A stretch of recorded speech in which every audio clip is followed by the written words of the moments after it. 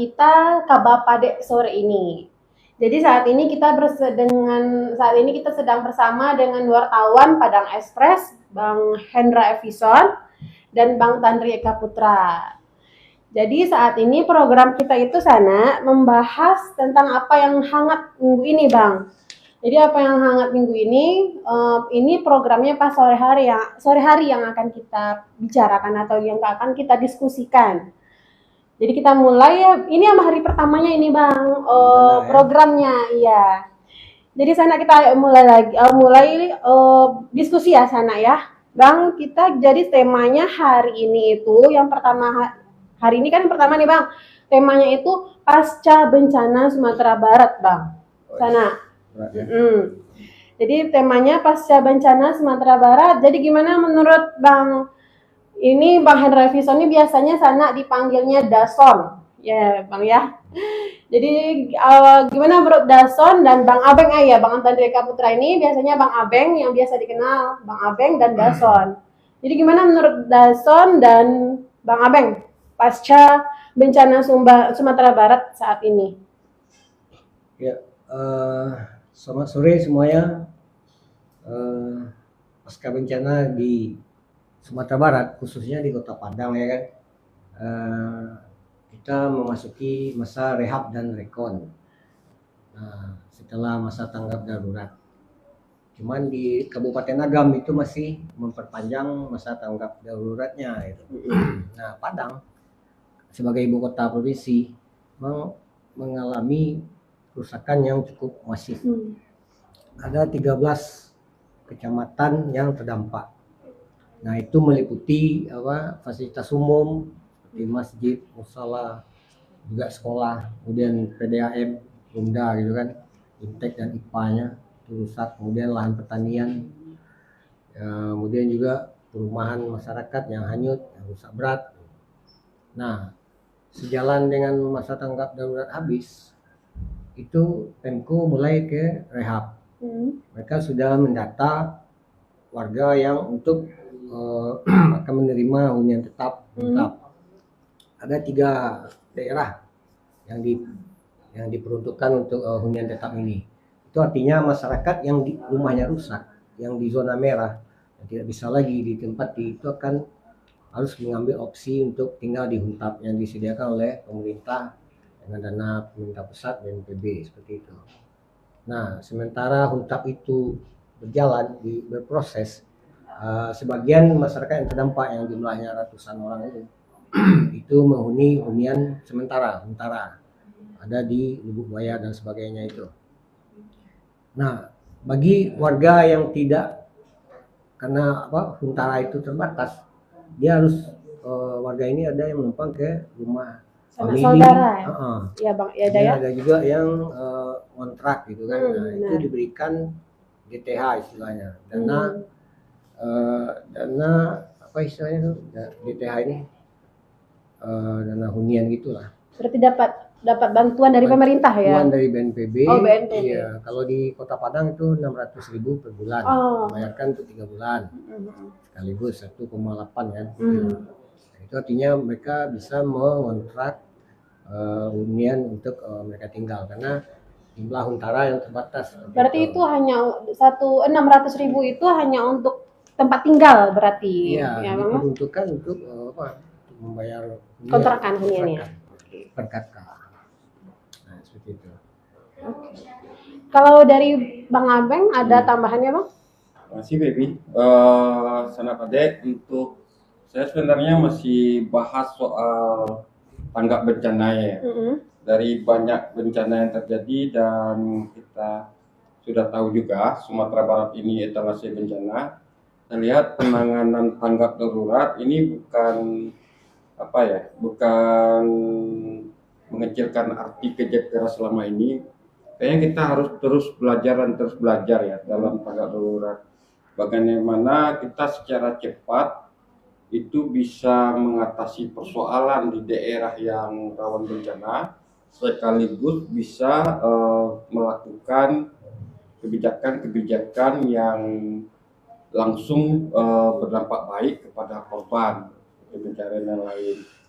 dari yang tanggap darurat kemarin itu masing-masing pihak kesannya berjalan saja, koordinasinya juga sedikit agak membingungkan, dan misalnya terutama pada bantuan ini berapa masyarakat atau elemen masyarakat merasa tidak terbantu, ada juga elemen masyarakat yang merasa bantuannya tidak tepat. Padahal kita hampir dalam berapa tahun itu selalu terjadi bencana. Pengelolaan hal ini kayaknya pemerintah harus terus mematenkan, membuat perencanaan matang, terus mengadakan simulasi bukan hanya saat tsunami saja, juga saat bencana gitu. Jadi kita jangan lagi gagap lah ketika terjadi bencana, padahal daerah kita sudah rawan bencana. Kita harus punya perencanaan dan kesiapan langsung supaya pas terjadi bencana itu aman. Tapi yang penting nih, Baby, Iya Bang. sebenarnya sebelum bencana itu mungkin ya dasarnya. Sebelum bencana itu kita harus ada pemetaan daerah bencana, terus larangan-larangan yang tegas, karena harga nyawa itu terlalu mahal. Kalau kita tidak bertegas-tegas, masyarakat masih tinggal di daerah-daerah yang masih rawan. Iya, benar. Ini harus ada segera peta daerah rawan bencana. Gitu. Benar. Jadi itu tadi pembahasan dari Dason dan Bang Abeng sana. Jadi intinya itu kalau dari Bang Dason, ini pasca bencana pemerintah sudah ada geraknya dari pemerintah sedikit ya, Dason. Salah satunya walaupun dia tinggal di Huntara, sekarang Huntapnya lagi dibangun, pemerintah dari BNPB juga kasih bantuan ya Bang ya. Ya 600.000. Ya benar, kalau dari Bang Abeng tadi barusan dari tanggap bencana ya Bang, itu benar, selain simulasi tsunami kita juga butuh itu simulasi yang banjir kita karena berada di zona bencana lah istilahnya kalau Sumatera Barat ini ya. Benar. Jadi selain ini salah satu kemarin juga ada di koran kita Dason dan Bang Abeng, pembahasannya itu tentang pembangunan rumah yang di tepi sungai, iya kan? Jadi mana di daerah aliran sungai. Jadi itu termasuk seharusnya kalau sebelum bangun kita juga ada apa namanya itu Bang? Ada? Nah dari BWSS gitu ya, tanya pendapat dari BWSS gitu. Jadi kalau menurut berarti kalau misalkan kalau dari Dason dan Bang Abeng, apa nih tantangan terberat bagi pemerintah pasca bencana ini sebenarnya? Iya. Dari Bang Abeng dulu, boleh? Kalau saya pikir kita sudah belajar ya dari gempa 2005, 2007, 2009, banjir bandang juga dari zaman dulu dan tahun sekarang sama tahun kemarin itu berdekatan. Jadi sebenarnya pendataan kita udah banyak pendataan ya, ada data DNTKF, data daerah rawan, peta. Yang penting itu bertegas-tegas sebenarnya. Bagaimana kita mencerdaskan masyarakat tidak tinggal di daerah rawan bencana, tidak tinggal di bantaran sungai, di tebing yang curam dan lain-lain. Dan tantangan terberat sekarang bagaimana Huntap itu sebenarnya atau apapun namanya Hunsela dan lain-lain itu tidak lagi di daerah rawan bencana. Benar sana itu benar ya. Jangan sampai itu terjadi lagi. Ketakutan kita kalau mereka ini ada juga beberapa tantangan lainnya. Bagaimana mereka direlokasinya tidak jauh dari lokasi mereka melakukan mata pencarian. Iya benar itu Bang. Soalnya maaf ya Bang ya, salah satu sana di komentar netizen itu karena salah satu nggak mau ditinggal di Huntara karena apa ya Bang ya? Jauh dari tempat sekolah dan tempat kerjanya gitu sana. Ini contoh aja kita di daerah Koto Tangah relokasinya ke Rusunawa di Lubuk Buaya, padahal dia kondisinya di Lubuk Turu. Yang di Batu Busuk ke Simpangharu, jauh dari tempat dia berladang. Ini tantangan lainnya. Kita belajar dari tsunami Mentawai ya. Tsunami Mentawai dulu ada pembangunan yang dilakukan dekat pantai karena masyarakat nelayan tentu dekat pantai. Namun sepertinya kita harus memberikan penyadaran kepada masyarakat bahwasanya kehidupan keluarganya itu memang harus jauh dari rawan bencana. Kehidupan dia mencari rezeki memang butuh waktu, jangan terlalu dekat lah. Iya. Tiba-tiba dia lagi cari rezeki berladang, anak istrinya kena bencana, dia harus paham ini juga. Mungkin itu ya tantangan terberatnya, bagaimana merelokasinya huntara ataupun huntap nantinya tidak menimbulkan korban lagi. Iya, benar sana. Ya, memang betul yang dikatakan Bang Abeng bahwa relokasi itu saya kira itu tantangan yang terberatnya gitu. Iya. Karena untuk pemukiman atau kompleks perumahan yang sudah hancur atau selalu disinggahi oleh banjir seperti Tabiang Bandaradang, Iya, seperti itu benar. kan ada 2 kompleks atau 3 itu yang selalu kena oleh banjir dari Batang Peranji. Peranji, apalagi sekarang katanya pakai bendera putih di sana ya, Dasan ya. Nah, di Tabiang Bandaradang tuh rumahnya kan 1 meter atau 1,5 meter itu ditutupi oleh lumpur, sedimen gitu kan. Nah, itu kan bisa dibersihkan. Iya. Nah, yang seperti itu sepertinya akan susah untuk direlokasi. Nah, seperti itu. Kalaupun direlokasi berapa orang mau, nah rumahnya yang terlanjur dibeli atau kan KPR gitu kan, udah lunas atau bagaimana, kan tidak bisa dijual atau susah menjualnya. Susah.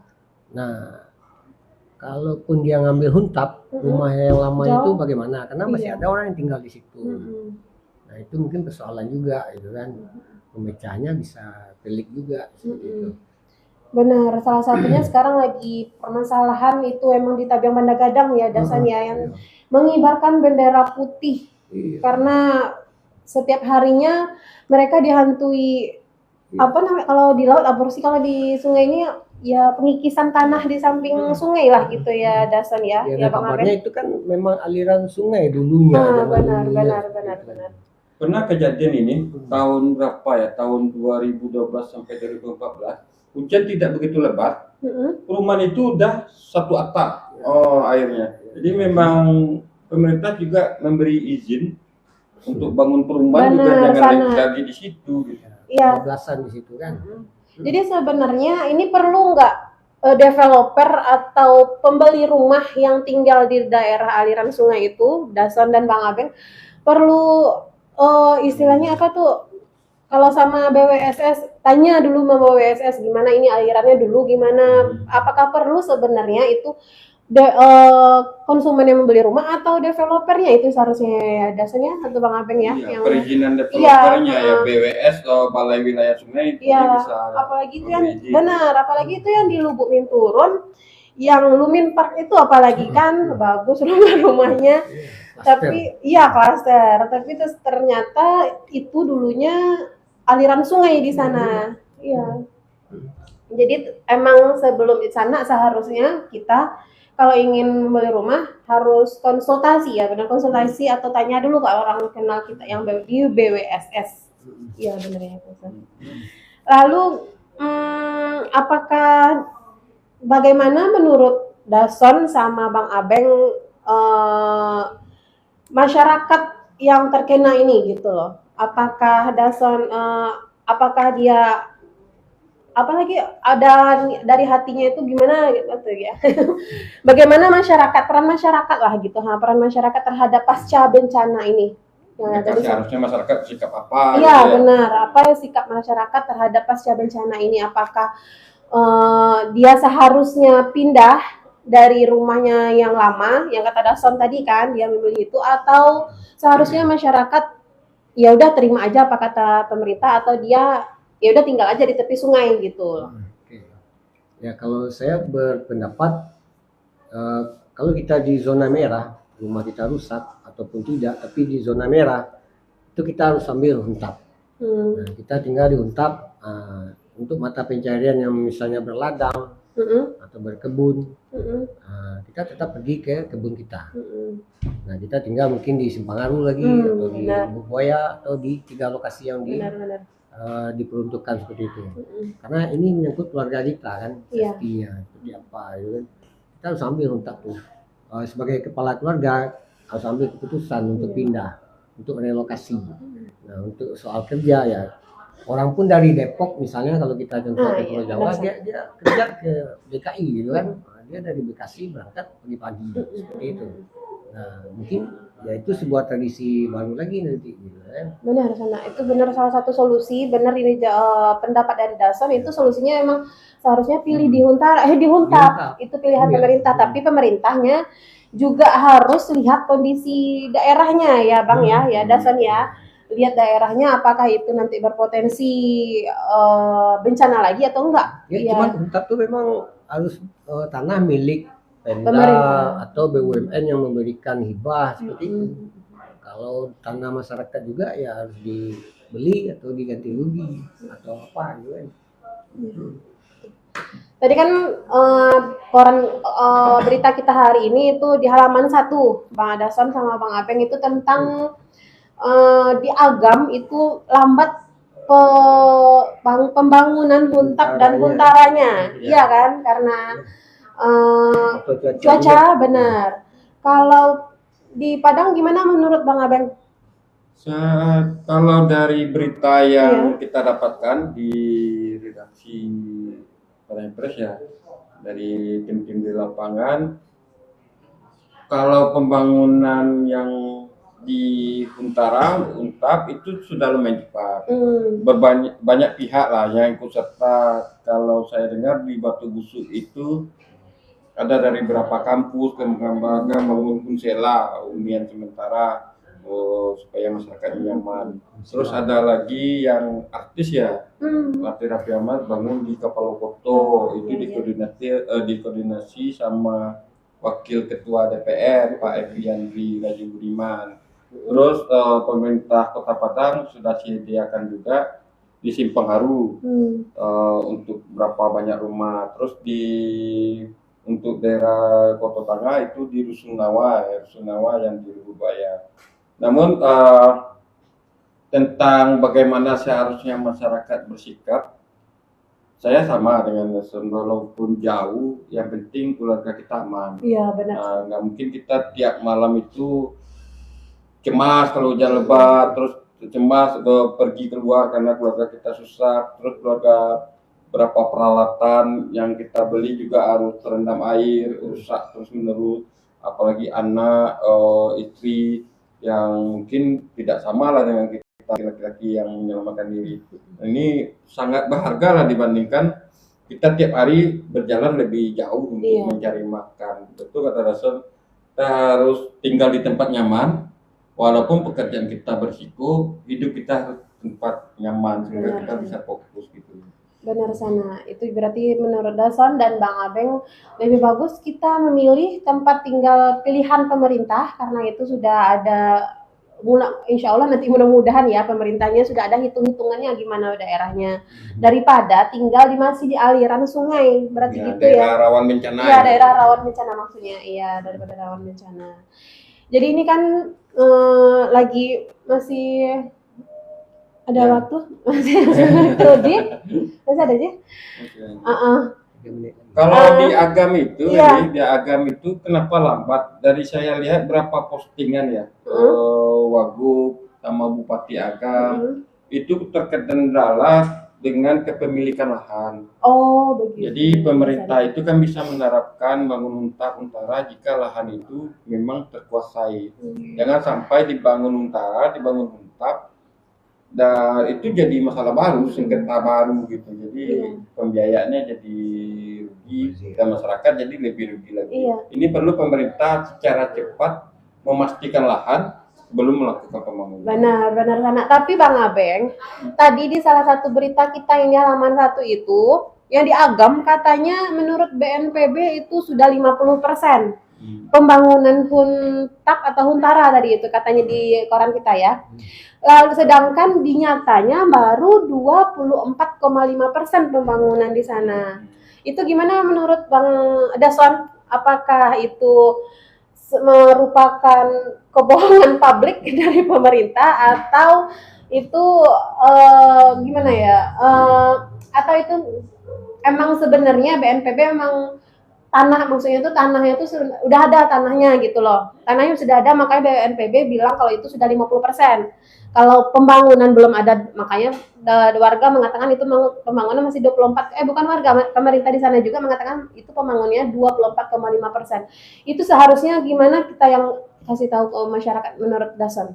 Ya, yang dari kita baca ada semacam ujaran lisan gitu ya.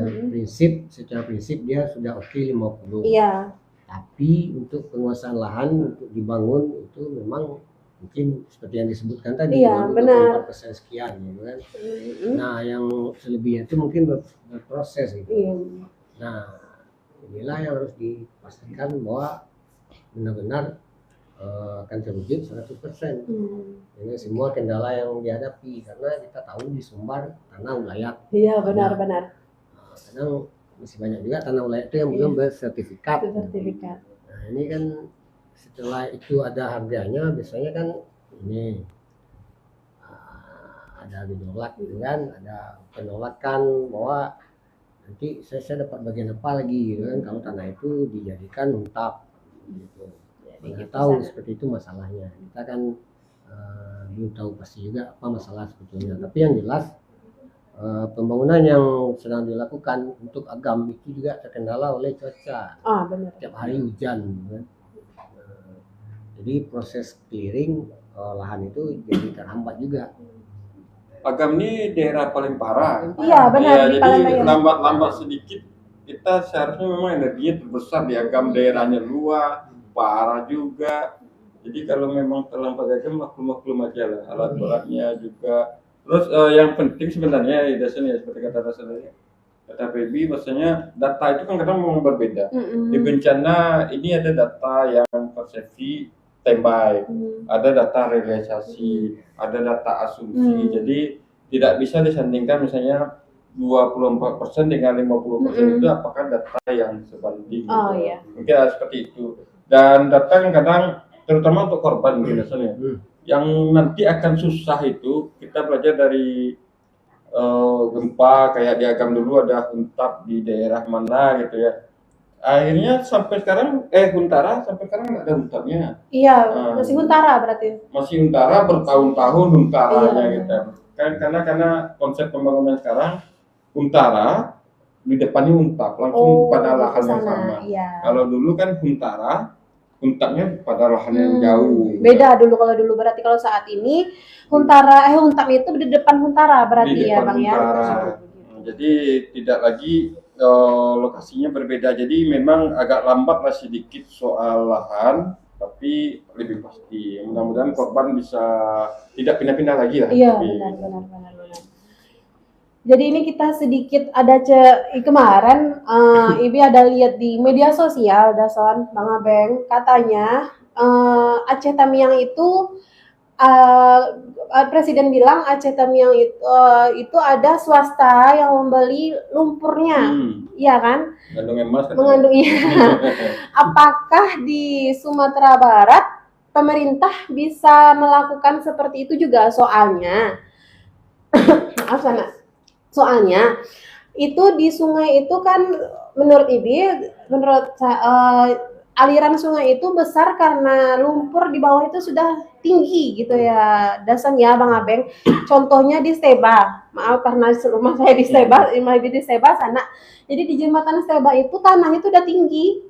Tanah di sungai itu kadang iya karena tanah lumpur itu tinggi, apalagi itu viral sekarang di pinggiran sungai. Main bola, iya seperti pantai. Apakah bisa? Bagaimana menurut Bang Abeng dan Dason? Apakah bisa Sumatera Barat juga menjual lumpurnya itu ke swasta gitu loh? Karena itu kan salah satu sungainya, tanahnya itu juga sebelum bencana banyak orang ambil tanah di sungai gitu kan? Apakah itu pemerintah bisa nggak mengambil solusi seperti di Aceh itu?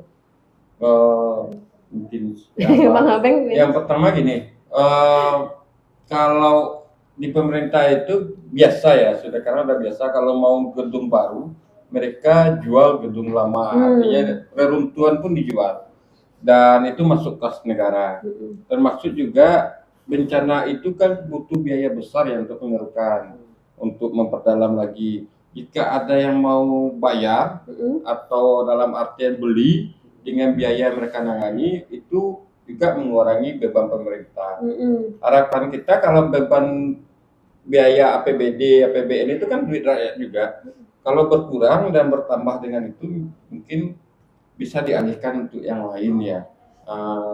Apalagi biaya untuk kemarin kita bisa diskusinya, seharusnya penanganannya panjang ya. Damnya harus lebih kuat lagi, aliran tidak lagi hanya sekedar pasang karung pasir, batu ronjong saja. Jadi pembiayaan itu akan pasti sangat besar. Dan saya kebayang ini 5-10 tahun lagi belum tentu selesai dengan anggaran yang ada sekarang. Jadi layak saja lah, kalau bagus memang dijual, tapi untuk daerah duitnya. Iya benar sana. Itu untuk daerah, misalnya provinsi ya Bang ya. Iya, terakhir itu di tanah datar itu ada lahan yang kena abu semen yang daerah Kubang Putih bawah itu ya. Jadi lahan pertanian itu masih tertutup abu, lahar dingin. Masyarakat nggak bisa bertani, debunya nggak bisa dijual. Nggak ada aturan, seharusnya debunya diambil oleh pemerintah nggak punya anggaran. Itu yang cerita di Wasagro. Jadi kalau pemerintah udah bisa ambil tanahnya, masyarakat bisa bertani. Masyarakat juga nggak boleh jual. Itu kan sulit. Jadi kalau bisa pemerintah segera jual, lalu lahan pertanian atau lahan ladangnya masyarakat ini bisa kembali lagi, bisa dipakai lagi. Dapatlah masyarakatnya duitnya dalam bentuk lain. Ya mungkin itu dasarnya. Ya, kalau kita nih beralih ke pertanian, walaupun kita nggak ada narasumber pertanian di sini, walaupun kita nggak ada narasumber pertanian di sini ya sana ya. Maaf sana. Bagaimana menurut Dason pertanian kita di Sumatera Barat? Apakah itu berdampak besar bagi Sumatera Barat? Gimana Dason? Pasca bencana ini. Iya. Nggak yang awam banget, yang Dason tahu aja kan, kita karena memang narasumber kita di bagian pertanian yang tidak ada nih saat ini kan, ini wartawan kita. Menurut Dason, pendapat Dason gimana pertanian kita? Apakah ini berpengaruh? Memang sangat berpengaruh ya untuk masyarakat kita. Jadi menurut Dason, bagaimana seharusnya pemerintah merekonstruksi ulang pertanian yang ada di Sumatera Barat, yang khususnya di Kota Padang? Ya memang dampaknya pasti ya, karena kita tahu bahwa Padang pun sektor pertaniannya cukup bagus. Iya benar. Ada sekian ribu lahan pertanian. Nah, pertanian itu kan ada juga perkebunan. Benar sana. Nah, misalnya kawan-kawan yang berladang di Pauwo gitu kan, dia ladang cabai, jagung dan sebagainya, itu rusak karena banjir bandang. Nah, itu kan sudah diinventarisir oleh Pemko gitu kan, termasuk aliran irigasi yang rusak, bendungan yang rusak, jebol gitu kan. Nah, itu harus segera diperbaiki. Sembari hunta berjalan, sembari merelokasi masyarakat, kemudian juga merehab fasilitas umum. Nah, pertanian itu juga yang paling penting. Dan beberapa gapoktan memang ada ide atau mereka sudah melakukan secara swadaya membersihkan lahan pertaniannya.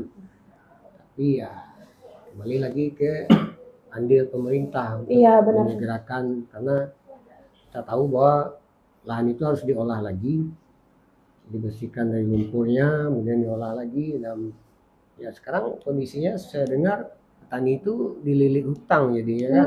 Karena kemarin mungkin baru akan menunggu panen apa gitu kan. Jadi bibit, kemudian ada pupuknya juga. Ya. Benar. Ada tambahan dari Bang Abeng? Ya sama lah seperti dasarnya. Mereka kan hidupnya dari hasil panen. Iya benar.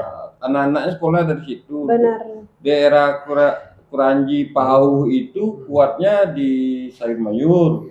Di ladang lah berarti ya. Ladang, di situ Bengkuang, durian tuh gitu bi. Sekarang orang jual durian aja pusing Iya, sekarang nih. benar. Durian di Batu Busuk tuh udah rusak, lahannya rusak. Iya, jalan putus. Iya, apalagi dulu duriannya itu terkenal ya Bang ya, Ah, ya iya, dasarnya. betul. Jadi memang harus segera ini. Iya. Kalau pemerintah saja mungkin tidak sanggup. Jadi Mm-mm. saran kami di Junali pengalaman pemerintah ini mengajak seluruh orang, mengajak seluruh pihak, lembaga-lembaga yang ingin berpartisipasi, kelompok masyarakat.